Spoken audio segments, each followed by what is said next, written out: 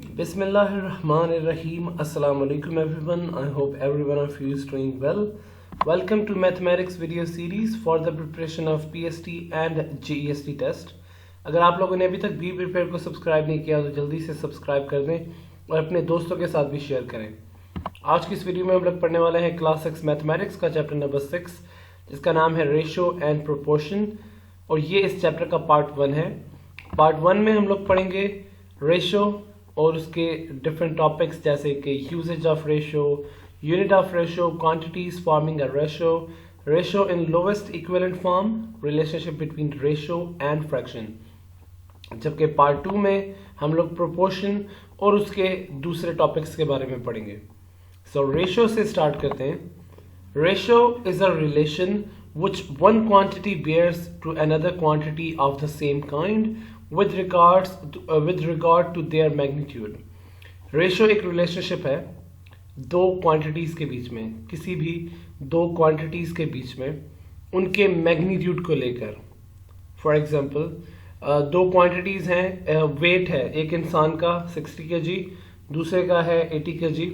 तो 60 kg और 80 kg के बीच में जो रिलेशन है कि कौन सा ज़्यादा है कौन सा कम है, किसका कितना ज़्यादा है किसका कितना कम है, और इन दोनों के बीच में जो रिलेशनशिप है उनको मैग्नीट्यूड को लेकर, उसको हम रेशो कहते हैं। सिंपल वर्ड्स में हम कह सकते हैं कि comparison of two quantities of the same kind is called ratio. अगर हम दो सेम क्वांटिटीज का कंपैरिजन करें तो उसको हम रेशो कहते हैं। फॉर एग्जाम्पल जैसे मैंने पहले कहा कि दो लोगों का वेट का कंपैरिजन कर रहे हैं तो वो रेशो होगा, लेकिन अगर एक के वेट का कंपैरिजन करें दूसरे की एज के साथ तो वो रेशो नहीं होगा। रेशो के अंदर हमेशा दो क्वांटिटीज सेम काइंड की होती हैं, यानी कि अगर एक वेट है तो दूसरा भी वेट हो, अगर एक एज है तो दूसरा भी एज हो। एक वेट और दूसरा एज, इसके बीच में कोई रेशो नहीं बन सकता। It is represented by a fraction or the symbol colon. ये कॉलन एक सिंबल है, इसके जरिए से भी हम रेशो को रिप्रेजेंट करते हैं। और दूसरा तरीका है फ्रैक्शन, यानी कि अपॉन की फॉर्म के अंदर हम रेशो को रिप्रेजेंट कर सकते हैं।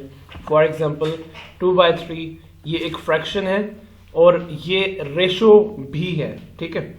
सो इसको ऐसे पढ़ सकते हैं कि the ratio of 2 is to 3। सो यहाँ पर हम कॉलन के जरिए से रिप्रेजेंट कर रहे हैं the ratio of 2 is to 3। और सिंपल अगर हम पढ़ना चाहें तो हम ऐसे पढ़ सकते हैं कि 2/3 जो नॉर्मल हम पढ़ते रहते हैं। सो वैसे पढ़ने का तरीका इसका ये है कि the ratio of 2 is to 3। Usages of ratio, ratio use कहाँ पर होता है? We use ratio to compare quantities of the same kind and same units. हम रेशो को यूज करते हैं ताकि हम दो क्वांटिटीज को कंपेयर कर सकें, और वो दो क्वांटिटीज ऐसी होनी चाहिए कि जिनकी काइंड भी सेम हो और उनका यूनिट भी सेम हो।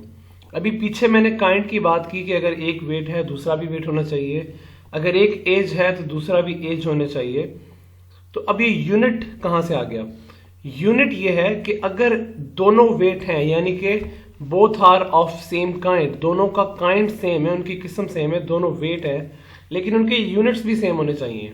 मतलब 1 किलोग्राम में हो और दूसरा पाउंड्स में हो तो तब भी आप रेशो उसका नहीं निकाल सकते, यानी कि दोनों को किलोग्राम में होना चाहिए या फिर दोनों को पाउंड्स में होना चाहिए। सो काइंड भी सेम होनी चाहिए और उसका यूनिट भी सेम होना चाहिए, तब आप रेशो निकाल सकते हैं। Such as magnitude of two lengths, two masses, two volumes etcetera.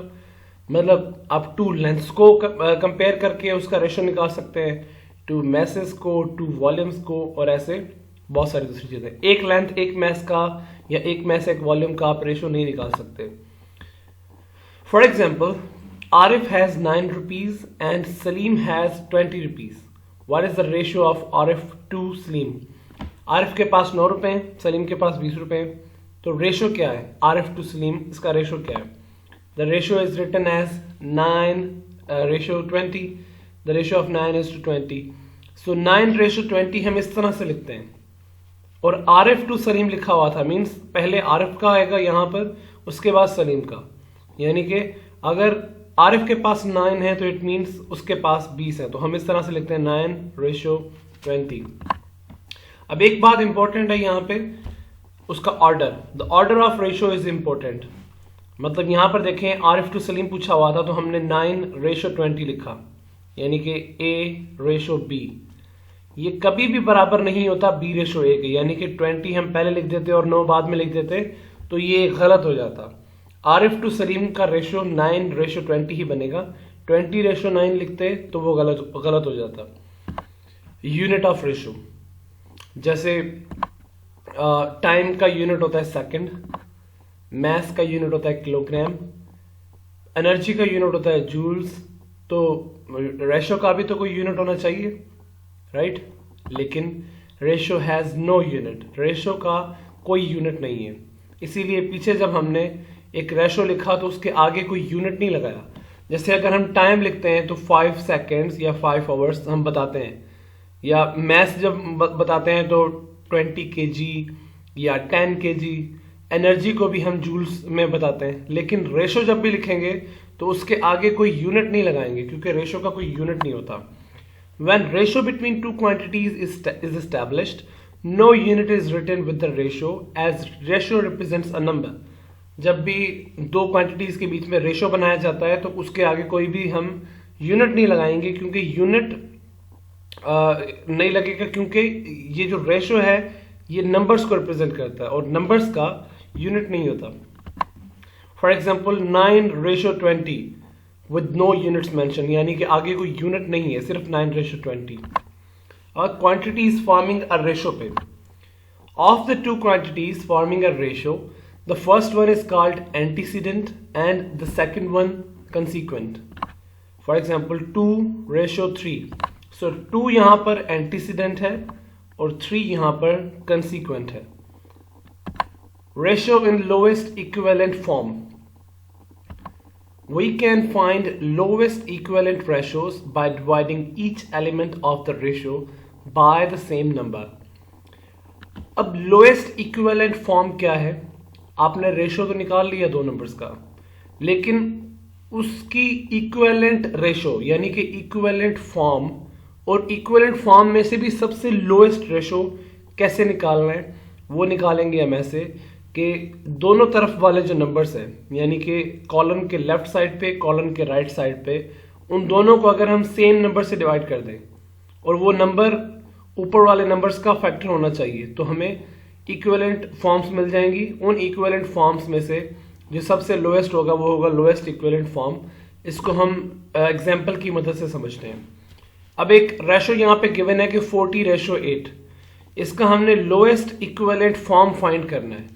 Lowest equivalent form find करने से पहले हमें इक्विवेलेंट फॉर्म्स निकालनी पड़ेगी 40:8 की, और वो इस तरह से निकलती हैं कि 40 और 8 इन दोनों का जो कॉमन फैक्टर है सबसे छोटे से छोटा, उससे इनको डिवाइड करना शुरू करेंगे। ये भी 2 से डिवाइड हो रहा है, ये भी 2 से डिवाइड हो रहा है। सो इन दोनों को 2 से जब हमने डिवाइड किया, 40 को भी 2 से डिवाइड किया, 8 को भी 2 से डिवाइड किया, सो 2 20s ये 20 टाइम गया और 2 4s are 8, तो ये 4 टाइम गया। सो 20:4, 20:4 एक इक्विवेलेंट फॉर्म है 40:8 की। इसी तरह इन दोनों को 4 भी डिवाइड कर रहा है, सो 4 से डिवाइड किया तो 10:2 आया। फिर इसी तरह इन दोनों को 8 भी डिवाइड कर रहा है, सो 8 से डिवाइड किया तो 5:1 इसका जवाब आया। अब देखें ये 20:4 इक्विवेलेंट है 40:8 का, 10:2 भी इक्विवेलेंट है 40:8 का, और 5:1 भी इक्विवेलेंट है 40:8 का। अब इन इक्विवेलेंट फॉर्म्स में से जो सबसे लोएस्ट है उसको हम नीचे लिख देंगे। सो 5:1 लोएस्ट है, तो हम बता देंगे नीचे कि lowest equivalent form is 5:1। So 5:1 is the lowest equivalent form of 40:8. अब आते हैं relationship between ratio and fraction. Ratio is a form of common fraction where numerator is called antecedent and the denominator is known as consequent. शुरू में ही हमने देख लिया था कि हम रेशो को फ्रैक्शन की सूरत में भी रिप्रेजेंट कर सकते हैं और कॉलन के साथ भी। फॉर एग्जाम्पल 3/4, ये जो एक फ्रैक्शन है 3/4, इसको हम 3/4 भी लिख सकते हैं, ठीक है। So this 3/4 is equals to 3/4। ये थी आज की वीडियो। उम्मीद है आप लोगों को समझ में आया होगा। अगर आज की वीडियो पसंद आए तो इस वीडियो को लाइक करें, अपने दोस्तों के साथ शेयर करें, और अगर इस चैनल पर नए हैं तो इस चैनल को सब्सक्राइब करना मत भूलिएगा। आपसे मुलाकात होगी इंशाल्लाह अगली वीडियो में। अल्लाह हाफिज।